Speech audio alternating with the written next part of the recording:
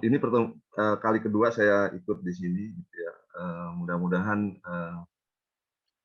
menambah wawasan saya juga. Untuk juga semua teman tadi banyak sekali yang saya dapat dari Ibu Sita ya. Saya selalu nangis kalau lihat video itu Bu Sita tadi itu. Yang apa? Siapa namanya tadi itu yang maraton ya. Jangan kali saya atlet ya. Dia atlet itu luar biasa itu. Memberi satu contoh buat kita gitu ya, bagaimana kita bisa punya kekuatan, semangat, spirit yang perlu dibangun, dan tadi juga banyak memberikan masukan-masukan buat kita semuanya, dan khususnya untuk saya pribadi. Baik, nanti juga saya juga banyak catatan tadi yang mau ditanyakan Ibu Sita terkait dengan bahasan tadi. Gitu. Saya ingin sekedar share dari apa yang sedikit saya pahami gitu ya tentang perilaku organisasi. Sebentar saya permisi untuk men-share bahan yang sudah saya siapkan.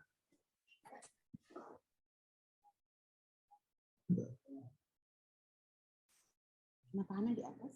Bapak ikut kajian knowledge kan? Nah, sebentar. Nggak apa-apa, foto. Nggak, yang penting kamu moto. Masuk buat potret bagi 117. Nah, minta tolong yang lain, Rina atau siapa? Ya, oke. Ya, mudah-mudahan sudah terlihat apa yang. Nah, ini sebenarnya cantik, ini PowerPoint-nya. Sebenarnya gini Bu, itu karena juga melihat respon, sebenarnya saya sama dengan Ibu Sita ya. Untuk membuat ini juga saya sering kali diberi masukan oleh mahasiswa gitu ya.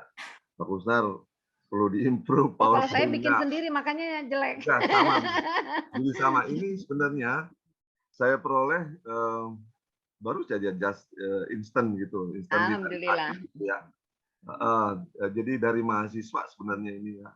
Iya Pak. Wah, cocok sekali ini mungkin. Jadi cantik bagus. Apa ini yang saya pikir cocok untuk, karena saya melihat juga wah cocok sekali dengan komunitas ini yang lebih banyak didominasi oleh kaum perempuan. Jadi saya pikir ini dari mahasiswi, memang sesungguhnya dari salah satu template-nya saya ambil. Jadi serangkai bunga bernama perilaku organisasi. Jadi memang saya memetik dari berbagai sumber, kemudian saya coba merangkainya dan menyampaikannya pagi ini. Khusus untuk forum knowledge sharing ya, di hari Sabtu yang berbahagia ini 19 Maret 2022. Mudah-mudahan sedikit pemahaman ini yang sering saya sampaikan di mata kuliah perilaku organisasi, tapi kali ini bukan dalam pengertian memberikan kuliah, tapi sekedar sharing apa yang saya pahami. Bisa jadi banyak sisi yang kosong dari pemahaman saya ini bisa ditambahkan dari forum ini, gitu. Sehingga juga menjadi bekal untuk pengajaran di kelas lebih lanjut. Gitu. Nah, saya melihat gambar ini sebenarnya beberapa tahun yang lalu sebenarnya. Waktu itu ada peristiwa yang luar biasa. Oh, di Banten ya? Ya, di Banten. Ini satu hal yang luar biasa ya, di zaman kita ini merdeka ya. Di Banten ini sebenarnya Kabupaten Lebak kalau nggak salah. Kabupaten Lebak mengingatkan kita akan satu kisah ya. Ada novelnya itu Max Havelaar ya, saya ingat ya. Itu tragis di masa penjajahan Belanda, di mana satu kondisi masyarakat yang demikian menyedihkan gitu, dalam era kepemimpinan kolonialisme gitu ya. Tapi ada tokoh Belanda yang kemudian juga memberikan peran yang positif kepada masyarakat di situ gitu. Dan sebaliknya ada pemimpin-pemimpin dan tokoh-tokoh dari daerah justru sebaliknya gitu ya. Dan kemudian gambar ini ada di era sekarang ini gitu. Nah, Ibu Sita meminta saya untuk dan juga forum ini meminta mungkin bisa diberikan dari perspektif organisasi, di mana saya belajar begitu lebih banyak di administrasi negara gitu. Jadi ini ada kehadiran negara di sini dalam potret ini gitu ya. Seperti apa kita lihat ya, seperti itulah adanya. Ada kemajuan tapi juga banyak juga kekurangan. Nah, perilaku organisasi sebagai suatu ilmu ya, suatu studi ya, itu memang memberikan pemahaman kita tentang bagaimana dampak dari aspek-aspek individual, kelompok, dan struktur serta teknologi pada perilaku orang di dalam satu organisasi. Ibu Sita tadi membahas lebih banyak di faktor individu ya, di aspek individual ya, di mana perilaku organisasi sangat banyak meminjam itu dari disiplin ilmu yang salah satunya Ibu Sita saya lihat dari aspek psikologinya. materi psikologi ya. Tentu juga bidang ilmu lainnya. Dan perilaku administrasi itu dapat dimanfaatkan juga sebagai saya anggap sebagai kita ketahui ya sebagai knowledge, bisa dianggap sebagai skill dan juga attitude untuk meningkatkan efektivitas kerjasama orang-orang dalam organisasi. Nah dengan demikian orang-orang atau individu sebagai person ataupun individu sebagai bagian dari kelompok dan juga sebagai bagian dari organisasi besar itu dapat memberikan kontribusi sehingga efektivitas organisasi yang menjadi tujuan utamanya dari ilmu ini dapat jadi efektivitas organisasi dapat tercapai. Keberlanjutan juga daya saing dari organisasi dapat terbentuk. Ya. Itu tujuan yang akan yang diharapkan bisa peroleh dari ilmu perilaku organisasi ini. Nah, ini sebenarnya gambar model sekedar memberikan gambaran. Sesungguhnya proses organisasional itu lebih banyak memang seperti yang kita ketahui ya itu faktor manusia ya, sumber daya manusia ya, di mana di dalam organisasi itu kita lihat sebagai suatu proses, ada perilaku, ada perilaku administrasi yang terdiri dari kerjasama untuk memanfaatkan sumber-sumber ya, mentransformasikan ya, mensinergikan sumber-sumber itu, kemudian itu diwujudkan dalam bentuk-bentuk keputusan yang kemudian keputusan itu ditindaklanjuti dalam aktivitas untuk menghasilkan kegiatan-kegiatan menghasilkan produk, barang atau jasa. Nah, di dalam hal ini ada yang penting yaitu tugas pokok manajemen di situ ya, manajemennya, yaitu orang-orang yang mendapatkan otoritas untuk bisa mengarahkan kapasitas pekerja ini untuk dapat melaksanakan pekerjaannya sehingga menghasilkan kalau organisasi mencapai tujuannya, menghasilkan produk melalui pengendalian manajemen produk atau jasa. Sebagai satu bidang kajian atau studi organisasi, perilaku organisasi, kalau kita lihat petanya itu ada di sini. Dia level teoritisnya konseptual ya, jelas konseptual, jadi bukan praktis, tapi teoritis ya. Tentu teoritis ini memberikan arahan-arahan yang nantinya bisa di level praktisnya gitu. Tapi dia teoritis konseptual dan levelnya mikro, yaitu perilaku organisasi pada level yang dilihat dari individu, baik individu itu sebagai individu person atau sebagai bagian dari grup atau menjadi bagian dari organisasi yang lebih besar. Kalau teori organisasi di teori organisasi itu lebih teoritisnya orientasinya itu level analisis makro gitu ya. Dia bicara tentang struktur, kultur ya, bicara tentang ada politik dalam organisasi, decision making proses ya. Lebih merupakan gambar besar makronya gitu ya. Nah, itu tapi tetap teoritis konseptual gitu ya. Sedangkan yang aplikatif kita ketahui bahwa studi organisasi itu dikemas dalam ilmu atau studi Human Resources Management atau MSDM yang kita kenal. Itu pada level analisis mikro ya, yaitu individu yang menjelaskan lebih perinci tentang bagaimana memotivasi orang. Kalau perilaku organisasi itu memotivasi orang dengan cara-cara yang teoritis konseptual dengan teori-teori motivasi seperti Maslow, kemudian ada teori dari Douglas McGregor dan berbagai teori lagi lainnya yang juga dipinjam dari psikologi gitu ya. Sedangkan MSDM lebih kepada misalnya untuk memotivasi orang sudah masuk pada level lebih praktis, yaitu bagaimana memotivasi itu dengan cara memberikan insentif, ya, salary yang pas, yang tepat, gitu ya, memberikan kesempatan untuk berkembang, belajar, training dan sebagainya seperti itu. Pada level makro, level analisis makro, orientasi yaitu studi pada pengembangan organisasi itu lebih sifat makro. Bagaimana organisasi dikembangkan dengan pendekatan mendesain struktur misalnya. kemudian memperbaiki kultur dalam organisasi. Nah, demikian gambaran memposisikan perilaku organisasi sebagai bagian dari studi organisasi.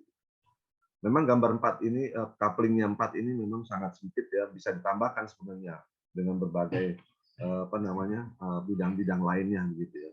Tapi ini dari buku Organizational Behavior Life at Work in Australia itu digambarkan 4 ini saja. Tapi kita dapat saja mengembangkan 4 coupling ini jauh lebih dari sekedar 4 ini. Nah, ini gambaran tentang scope atau bidang-bidang yang dipelajari dalam perilaku organisasi atau organizational behavior. Kalau di VIA namanya administrative behavior karena disesuaikan dengan nama fakultasnya, tapi sesungguhnya generic name-nya di berbagai universitas organizational behavior gitu. Ini jadi penamaan di VIA itu sebagai perilaku administrasi itu lebih menyesuaikan kepada fakultas gitu ya, nama fakultas. Walaupun ada juga yang menyebut dengan nama disiplin administrative behavior itu di satu buku ya dari Herbert Simon itu dia membahas tentang administrative behavior. Tetapi dalam buku tersebut Simon itu lebih banyak membahas tentang decision making process. Ya. Jadi administrative behavior yang dimaksudkan dalam kajian dari Herbert Simon itu bagaimana organisasi itu menghasilkan putusan-putusan, kemudian putusan itu dapat dilaksanakan menjadi kegiatan-kegiatan yang sifatnya menjadi bagian dari organisasi. Nah, ini sama dengan gambar tadi, ada level pembahasan pada perilaku organisasi, level individu, ada dibahas personality, perception, attitude, motivation, learning, and values. Sedangkan grup pada level grup dynamic, grup konflik, ya, communication, leadership, power, and politics. Serta untuk organisasi bicara tentang strukturnya, culture-nya, change, development. Bisa juga bagian-bagian di sini yang menambahkan tentang misalnya teknologi, ya, bagian yang sekarang menjadi mendominasi kehidupan kita, teknologi digital. Nah, ini kontribusi dari berbagai bidang ilmu, ya ada psikologi, ya di situ psikologi nomor 1 di atas karena memang sebagai center dari ini kajian ini ya individu atau manusia gitu ya, people gitu ya, dalam organisasi sehingga psikologi banyak memberikan kontribusi. Sedangkan sosiologi itu lebih memberikan people in relation to other people juga gitu, sebagai bagian dari masyarakat. Kemudian ada gabungan keduanya yaitu psikologi sosial atau social psychology. Dulu waktu VIA masih jadi bagian FISIP, mata kuliah social psychology diberikan tuh ada mata kuliah psikologi sosial. Seingat saya dulu Pak Enoch Markum kalau nggak salah. Profesor saya tuh, Profesor Enoch Markum. Pak Enoch Markum ya. Mudah-mudahan beliau masih sehat walafiat. Masih asik. Kami diajar oleh beliau juga. Iya, sempat pakai buku Gerungan kalau nggak salah juga bukunya psikologi sosial. Nanti pas membahas grup atau membahas ini ada teori dari beliau sampaikan. Kita kan habis ini perubahan skala grup. Iya, betul Ibu. Makasih. Antropologi juga itu memberikan kontribusi, the study of society to learn about human beings and their activities. Budaya ya. Budaya ya tentang ada buku kebudayaan mentalitas dan pembangunan itu bisa menjadi kajian yang juga memperkaya studi. Ini knowledge management banget ini. Jadi perspektif knowledge management multidisiplin ilmu. Multidisiplin benar. Ilmu. Ya, interdisiplin. Nah ini political science, Ibu Sitani udah menyelami di sini ya.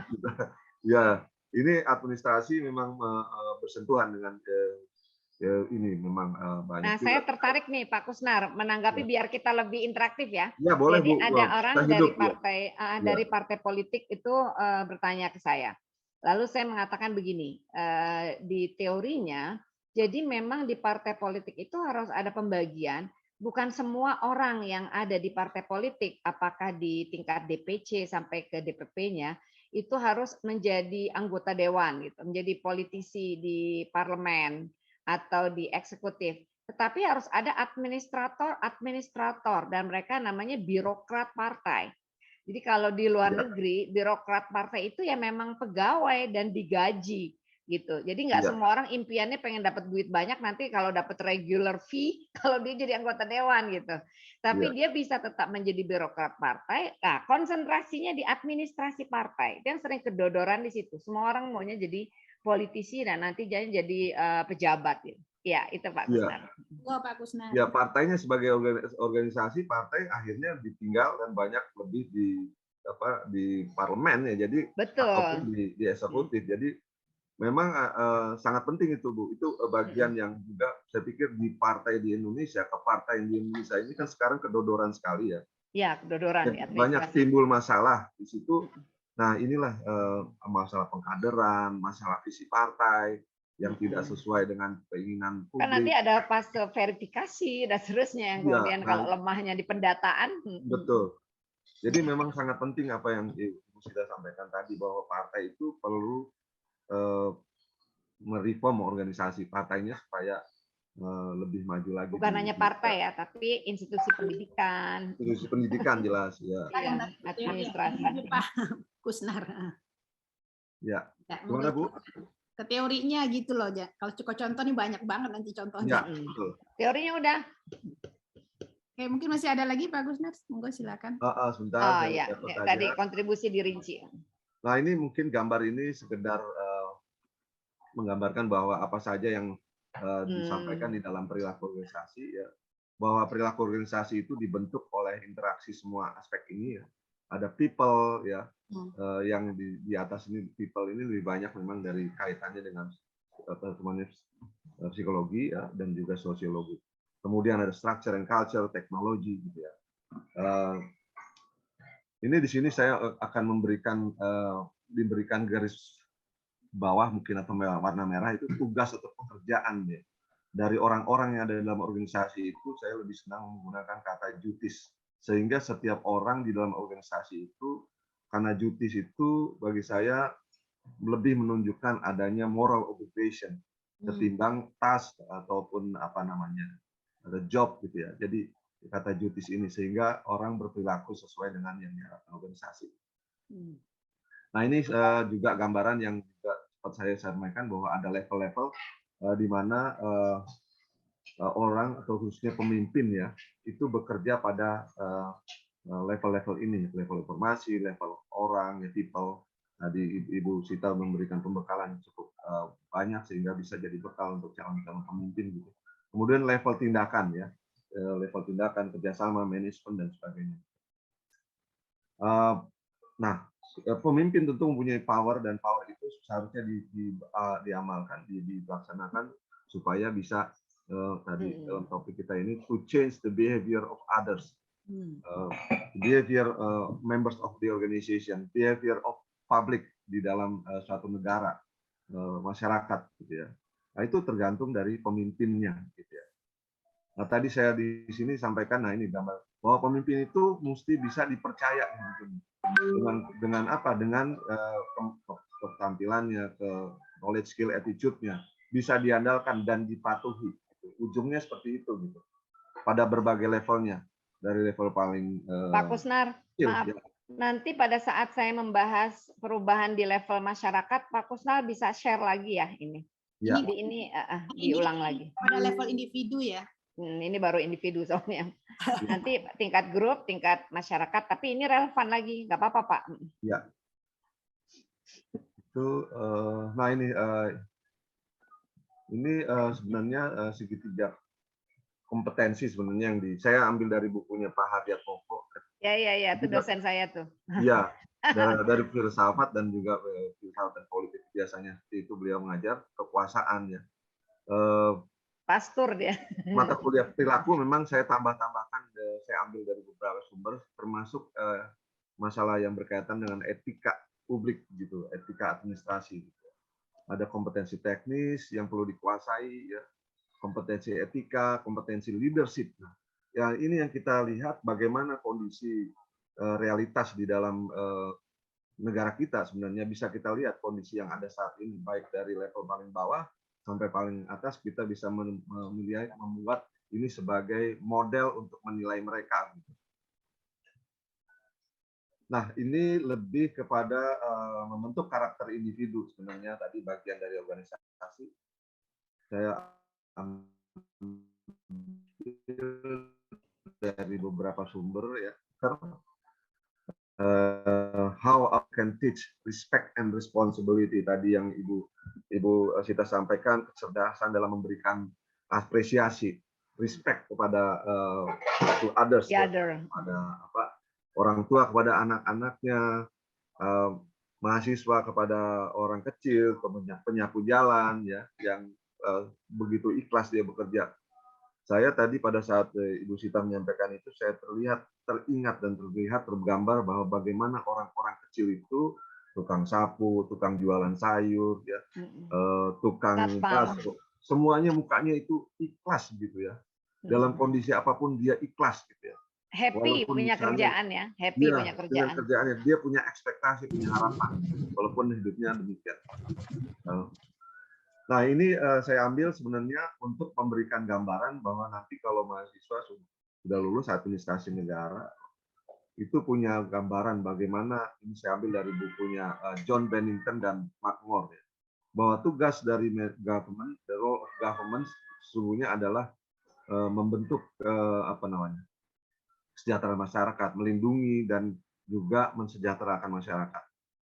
Di samping juga ada dia mengedukasi, ya, mengedukasi masyarakat supaya masyarakat menjadi lebih mampu dan mempunyai daya yang lebih untuk kehidupannya. Nah, ini terutama sebenarnya saya ingin di sini proaktif saver of public sphere. Nah, ini membentuk public sphere yang kondusif sebenarnya, politically, economically, socially, and culturally. Kita lihat sekarang kondisi kita sangat memprihatinkan, di mana bangsa ini terbelah. Gitu. Artinya proaktif saver of public sphere dipertanyakan di sini. Ya. Jadi government bisa dikatakan ya kurang berhasil kah atau seperti apa? Jadi sebagai creator of public value dalam membentuk public sphere yang kondusif, protection, prosperity, itu perlu diperbaiki. Gitu. Kalau saya lihat dari sisi dan model yang disampaikan oleh John Bennington dan Mark Moore. Tapi ini kembali kepada bahwa creating public value itu sangat dipengaruhi oleh capacity. Capacity siapa? Capacity human resources-nya, capacity leadership-nya, dan juga dengan dukungan masyarakat, support. Jadi value, capacity, and support ini harus saling ada gitu ya. Value-nya mau ditingkatkan, kapasitasnya nggak ada, ya sama juga bodong gitu. Udah gitu nggak ada legitimasi, support, ya. Nggak bisa berjalan dengan baik semua program kalau tidak ada ketiga lingkaran yang saling mendukung. Gitu. Demikian yang bisa disampaikan dalam waktu yang ya. Sekian, terima kasih. Mudah-mudahan ini menjadi bunga rose yang bermanfaat.